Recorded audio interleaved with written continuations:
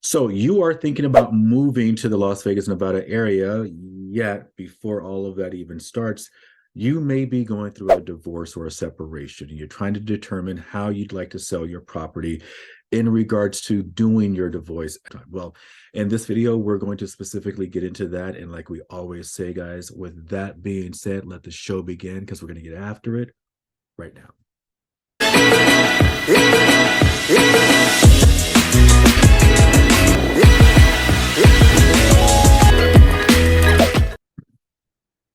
Now, if this is your first time to our channel and you want to know everything that there is to know in regards to moving here, purchasing, selling here in the Las Vegas, Nevada area, then make sure you subscribe below and tap that bell for notifications so that you can be the first ones to be updated about the current changes here in the market in Las Vegas and Henderson and North Las Vegas.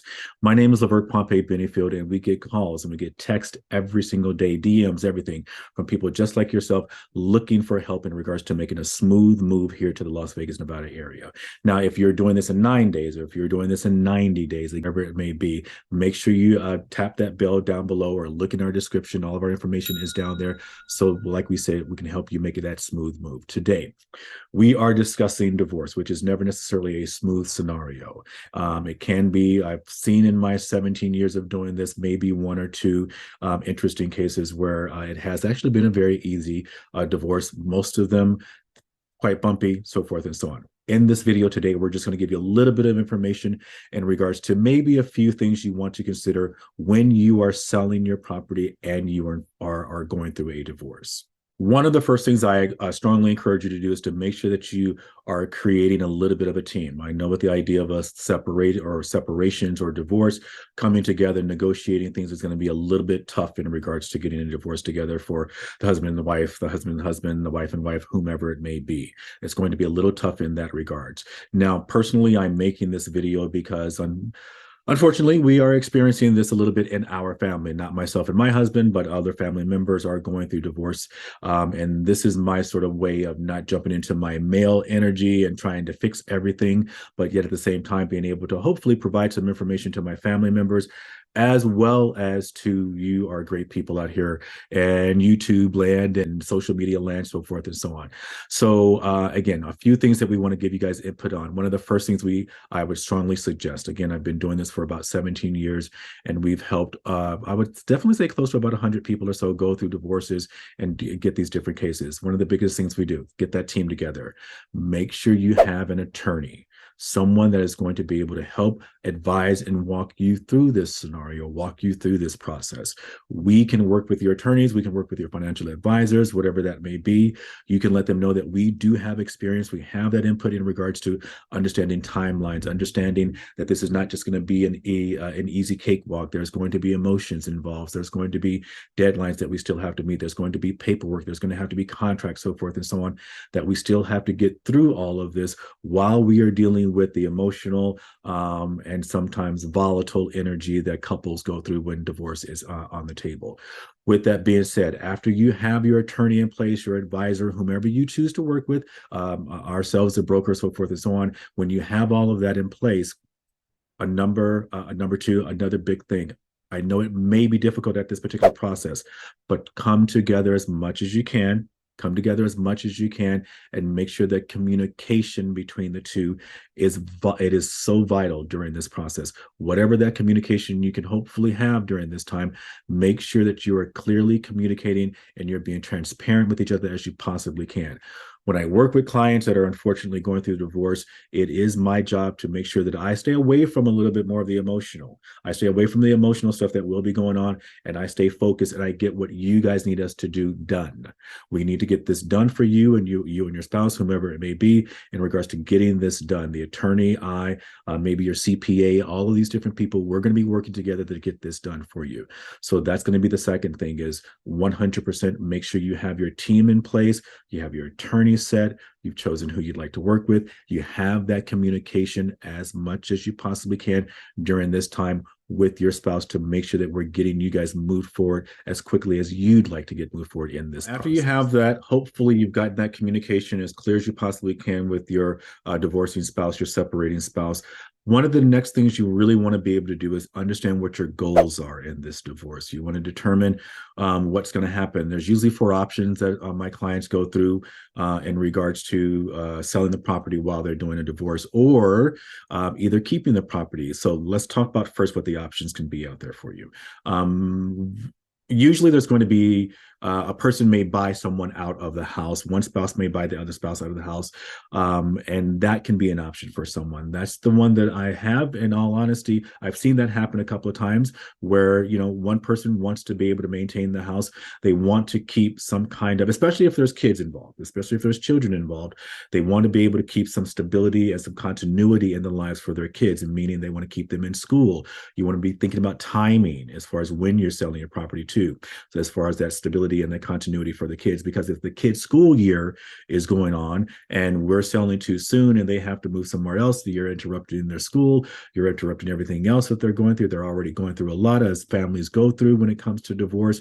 So couples definitely want to think about the timing of when they're selling the property, and they want to think about whether or not one is going to buy the other out. So if that can happen in regards to this buyout, we strongly encourage you to make sure you're looking at your finances, because there's going to be new financial realities of what's happening.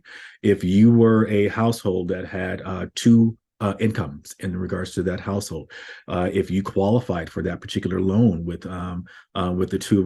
both of your income, you may have to go back and look at the bank and talk to the mortgage or talk to the lender, whomever may have your paperwork. It may not be the original person that you set up with in the beginning, so you have to figure all of those different types of things out. That's where you want to make sure you're looking at your mortgage statements, understanding who you're going to be reaching out to, so forth and so on. We can help you with that as far as your real estate agent, your broker, team leader, whatever that may be, in regards to getting that in order. But again, making sure you both understand what those goals are.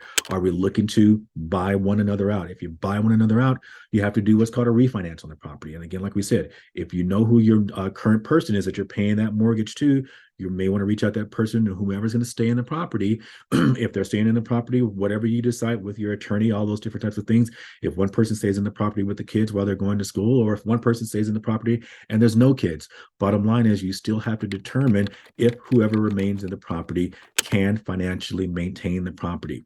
We encourage you to think about not just the mortgage payment. We want you to think about everything that is involved in the home, from the utility bills to landscaping, if you have landscaping, if you have a pool person, if you have yard people, all of those different types of things. There's HOAs here in Nevada or here in the Las Vegas area.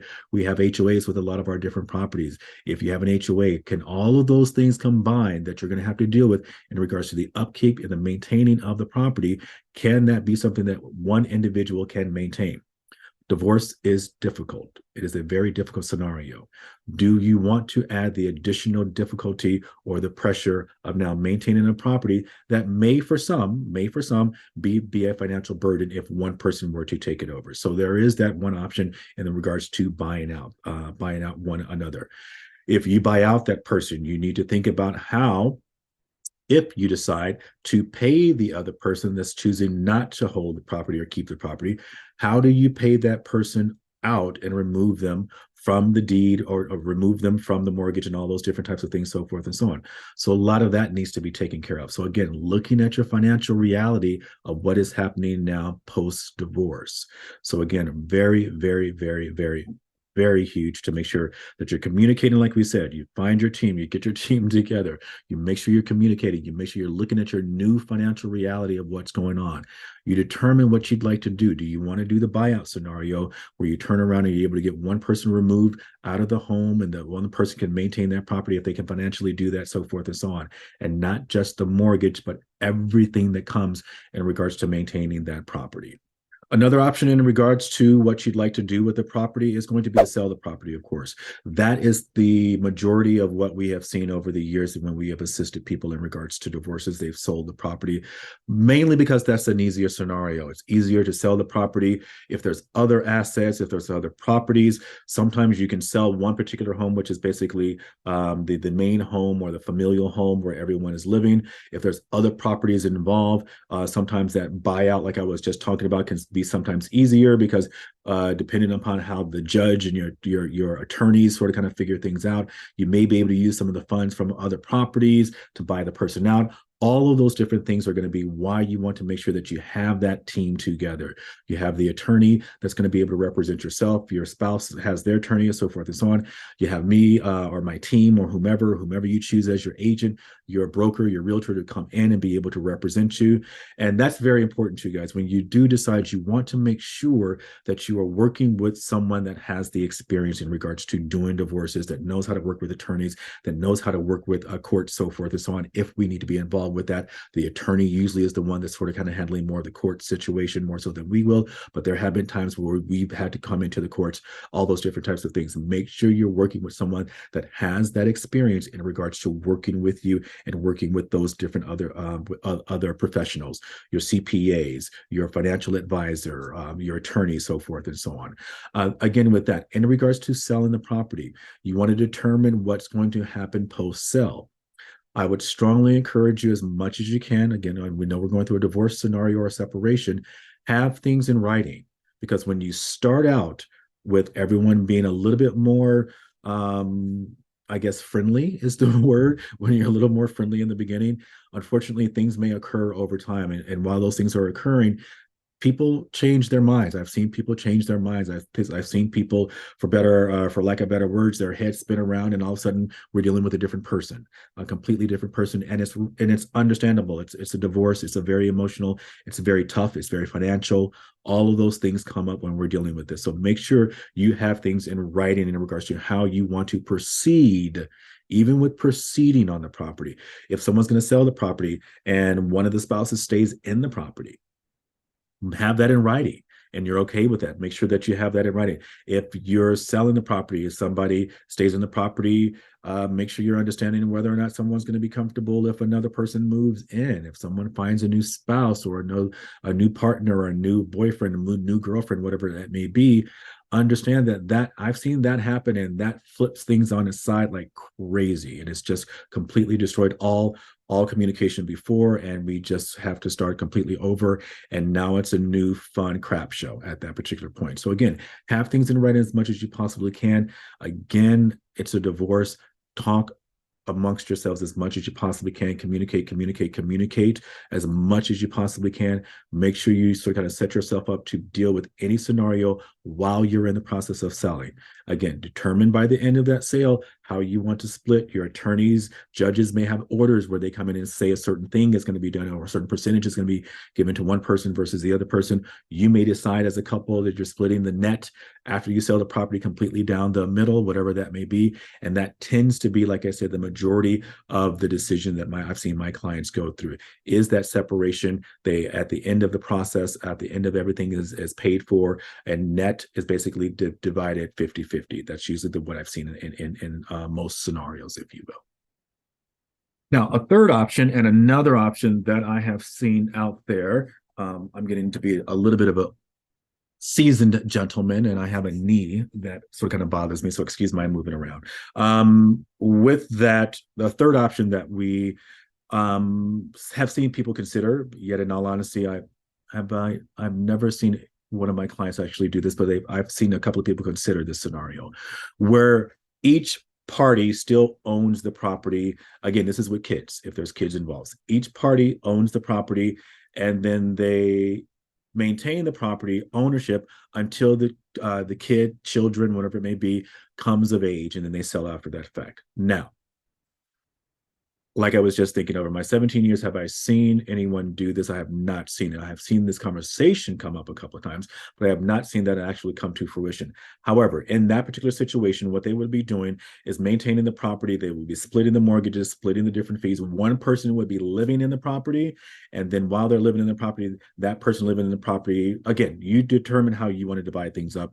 But in this situation, usually I would think the person living in the property pays utilities or whatever that may be.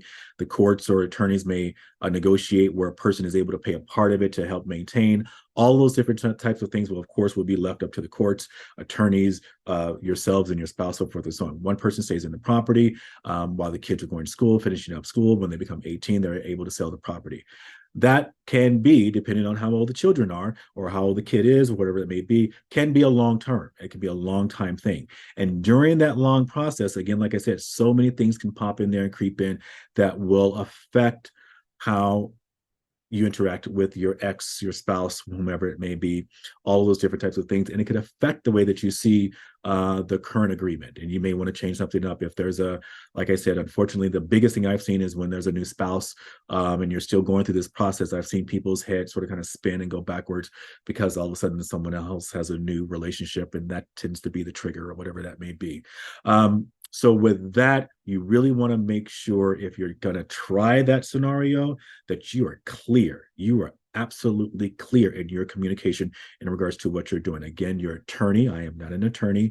Your attorney will help you, hopefully help you walk through this, line those things out, organize all of those things as much as you possibly can in a contract, in a whatever it may be, in negotiations, written contracts, verbal contracts. I would say written more than anything, but you guys decide however that needs to be in regards to keeping a property, maintaining it while children become 18, and then after that you sell the property and then split net proceeds at that particular time. Then the fourth scenario I've seen, or that I know that is out there, is the idea that during particular times, one spouse will live in the property, and then the other spouse lives in the property at particular times. They take turns living in the property, all of those different types of things. If you have a wonderful, amicable relationship and you can handle those different scenarios, I'm sure that's available for some people. Have I seen that in my 17-year helping the people that I've helped? No. But that is an option that is out there. So there are plenty of options out there. Again, as I said, guys, I am not an attorney. I'm not a CPA. I'm not any of those things. You want to make sure that when you work with us in regards to going through a divorce, or if you work with your realtor, your broker, whomever that may be, you're working with other professionals, your attorneys, you're working with your financial advisors, you're working with your CPAs, your certified public accountants. All of these folks are going to give you the input that you need to hopefully make decisions. You want to talk to all these people in order for you to truthfully move forward and make the decisions that you need to make for your new financial reality of what's going to happen when you have a divorce in a home. Now, if you are looking to, one of the biggest things that I really want to make sure that we're talking about here as well is when you actually are divorcing. Sometimes people are in the process of getting a divorce and they want to turn around and they want to buy another property. I've had this come up maybe twice where we've had someone all of a sudden tell us they were in a separation or whatever it may be. And for some reason, they didn't think that was an important thing to discuss or tell us. Making sure that when we are buying properties, as we are in the process of getting a divorce, you can speak to your attorney about this. Make sure that you're working with your attorney. This is you're being very clear. And this is why communication between your soon-to-be ex-spouse or whatever it may be is going to be very vital. When you are purchasing a property, you want to make sure, depending on which state you're moving to, here in the state of Nevada, if you were to purchase a property here and you were not completely separated or you're still married, your soon-to-be ex can have a right to portions of the equity in your home or ownership of this home. You want to make sure that you have, I do not know the legal terms, let's check this with an attorney, but my understanding is that usually there's a separation form or there's a separation form that is filed and that is also executed or signed by your spouse that basically says they do not want any rights to any property that you are in the process of purchasing. You have to get something signed. It has to be sort of kind of set with the courts or given to the courts. It has to be recorded there, all of that kind of great stuff before you purchase a property. So do not purchase a property while you're in the process of getting your separation unless you have the form that basically states that you were in that separation and then your client or your spouse has basically signed off of having or wanting any kind of proceeds or any ownership or what have you in regards to the new property that you are purchasing. So unfortunately, you do have to almost in a sense get their permission, if you will, when you're purchasing your new property until your divorce is finalized or everything is completely finalized with the courts.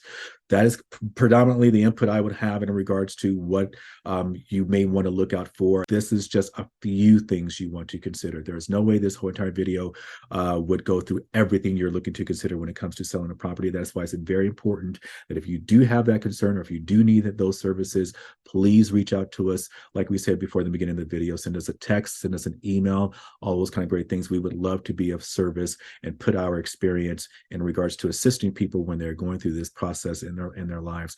And we would love to make sure that we can make this as smooth as we possibly can for you. So I hope this has been of service. Hopefully, if one of my nephews, my nieces, my family members are sneaking and seeing this video, this has helped you, or anyone else out there. Hopefully this has been of service. And with that being said, guys, please subscribe below if this has been very valuable to you. And we will see you in the next video. Take care.